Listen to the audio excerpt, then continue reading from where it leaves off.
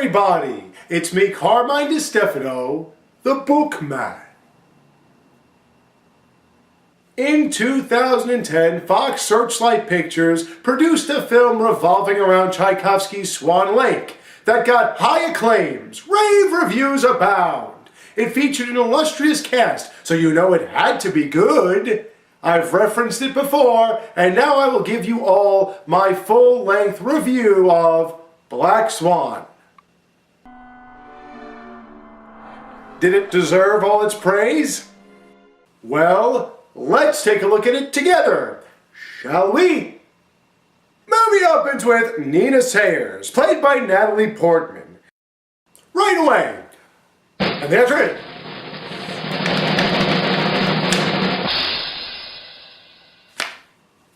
Sure, absolutely.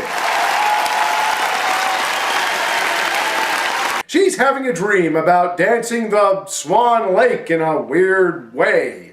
Cut to morning as Nina tells of her dream to her mother, played by Barbara Hershey. She's still alive? Her mother is a little... You sweet girl. weird. We then go to the dance studio with Oh Mama! The women practice while they are eyeballed by the Grand Directeur Thomas Leroy, played by Vincent Cassel, that scary dude in Nicole Kidman's birthday chick in the Ocean's 12 and 13 movies. So the countdown for him to give us the chills starts now. Nina learns he made a decision, leaving the star ballerina of yore...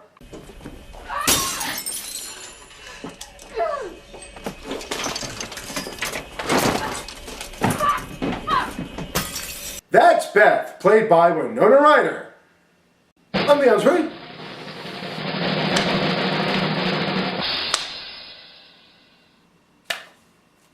Oh yeah. Thomas apparently doesn't choose Nina to replace Beth to dance this Swan Queen, Black Swan, White Swan thing. However, he notes... If I was only guessing, the White Swan should be yours. But I'm not. You're going to hear this assessment at least 100 times. Nina is all upset. As she returns home, she notices... This is getting out of hand. Now there are two of them. Nina is not going down without a fight. She wants the Swan Queen role so bad, she has a private meeting with Thomas. He denies her appeal, then pulls... That's it? You're not gonna try and change my mind? There it is, Mr. Creepy. It didn't take that long, did it? He forces himself on her, but her frail innocence shuns his attempt. The following day, she learns she has the role. Nina is so happy, though her brethren will not share in her joy. I didn't realize the professional dancing scene was so scandalous. Oh yeah, Nina has a rash thing that keeps getting worse. Anyhee, rehearsal time. Thomas critiques. But I knew the White Swan wouldn't be a problem. The real work will be your metamorphosis into her evil twin. Here we go again. The answer, get some Uber skank from California. As an alternate, Lily, played by Mila Kunis. That's it.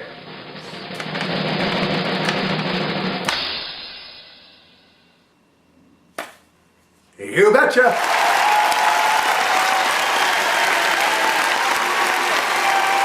During an honorary banquet, Beth appears unhappy. Thomas innocently offers to take Nina home. While waiting for him, she's confronted by...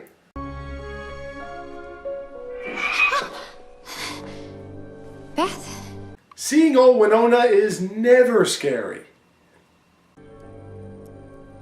Did you suck his cock? Ever heard of tact? Thomas takes Nina away. At his apartment, they discuss...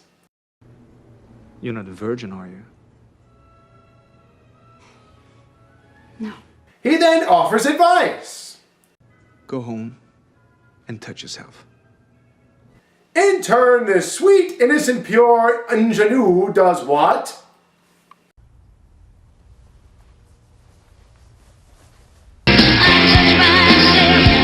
That's a hell of a thing. During rehearsal, word gets out about how Beth got hit by a car.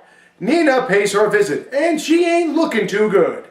She then gets the urge to lock her mother out of a room. Could be excessive obsessive behavior. Back at rehearsal, Thomas points out, David, can I ask you a question? Honestly, would you fuck that girl?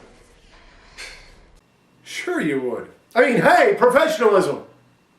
He decides to dance with her. This leads to...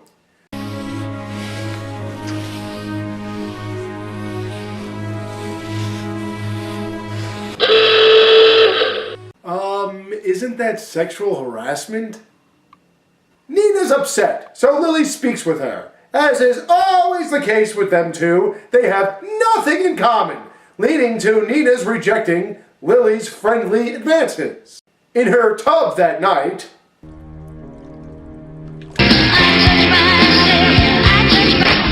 We're real friendly around here. Nina wakes to see herself. The next day, Thomas is being a bitch, since Nina bitched about him to Lily. When she speaks to Lily about it, she shows only resentment. On her way home, we see...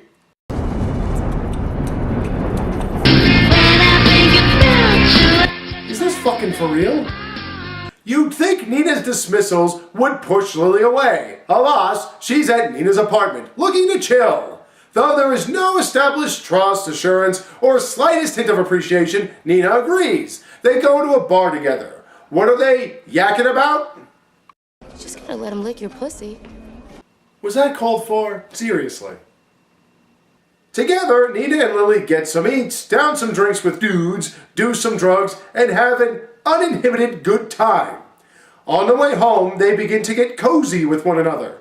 Nina acts up, talks back to her mother, then takes Lily to her room. That's where...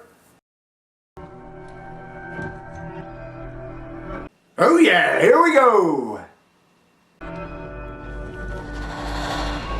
Yeah, that's not right. God damn it, old man! You shouldn't be doing that. Get out of here already, you crabby old bastard. Why you? I'll give you a what for. Why don't you go fix your sciatica and drive 10 miles an hour? No, down the torpedoes! Full steam ahead! My sciatica. Nina wakes up ridiculously late for a rehearsal. She leaves to her mother acting weirder than usual. When she arrives to rehearsal, we see Lily filling in. She speaks to Lily only to learn their encounter was just a Nina fantasy that never happened. Now shit really gets bizarre. Nina's Lily dream means nothing as she frantically begs Thomas not to make Lily the Swan Queen understudy. She practices late to images of her dark self and Lily screwing whatever that is. She then goes to Beth to return the crap I'm sure you didn't know she took, since she didn't have much interaction with Beth, to see Beth stab herself in the face. At home, she bumps into her mother with her throat ripped out. Nina sees drawings talking, pulls black shit from her scratch, and...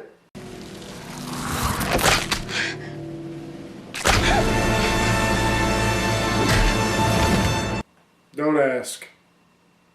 Nina wakes up after apparently just scratching herself too much. It's her big night now, and her drinking, drugging buddy is not happy she's there. During the opening of the show, Nina fucks up royally. She finds Lily in her dressing room. Lily becomes Nina's dark image. They engage in the weirdest brawl with the dumbest resolution, leading to Nina apparently stabbing Lily. Fuck that, the show must go on. Dark Nina dances the Black Swan as her arms metamorphosize into black wings. Nonchalantly, she makes out with the director. When she returns to her chambers, she's visited by a good, not dead, white-wearing Lily. You see, she didn't stab Lily, she stabbed herself! Yeah! She then finishes her performance with a gaping hole in her midsection nobody but moviegoers notice in front of her awe-inspired mother, not at home nursing her broken hand, then suffers as no one sees the wound until after she is bled half to death. Why would she do that? I felt it. What? Perfect. Perfect? Perfect? Is this this a fucking joke? How fucking stupid can you get? There is no way I could express my vehement hatred for this movie. It is so convoluted, so ill-written, so terribly paced and put together. Really, it could have been done in an hour, but the hour and 40 they used didn't cover shit. What was her relationship with Willie? What about Thomas? What about her mother? Was this a doorway into her madness? Was it all a dream? What the fuck was it all? She had no connection with key characters. The inconsistencies with all these people did nothing to endear you to her personality. She dislikes Lily, then dreams of her, then fears her. She's uncomfortable with Thomas, then turned on by him. She was afraid of Beth, but stealing from her. It was all over the place. They tried to make this movie about the dichotomy of good versus evil, virtuous versus temptuous, structured versus free. Nina was supposed to be Miss Goody Two-Shoes, then she's going to town on herself, stating she's been with at least one man, getting drunk, and having a night with two guys and an imaginary Lily. Inconsistencies, people. I can understand why this bitch was crazy. If people weren't coddling her too much, they were shouting expletives. She worked hard not to get what she wanted, put out to get what she wanted, then pressured herself to be perfect. That's another thing. Perfect? You dropped the ball out of the gate and put a hole in your belly and felt perfect? Whoa, talk about low standards. The weird Stanley Kubrick Shining type scenes in this movie brought no fear, just confusion. All you have to do is watch her transform into a swan on stage to know how utterly moronic this movie is. Best Picture nomination, my ass, people. This movie blows in every conceivable way. Overall, this movie was just an excuse to get Natalie Portman and Mila Kunis in bed together. It really could be summed up in 3 words and 1 sound. What the fuck?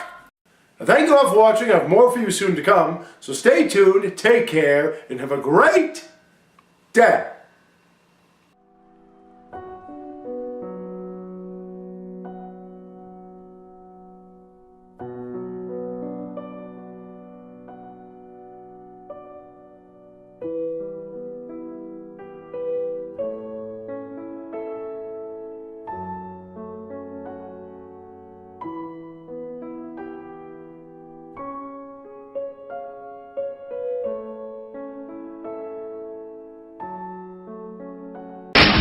We're real friendly around here.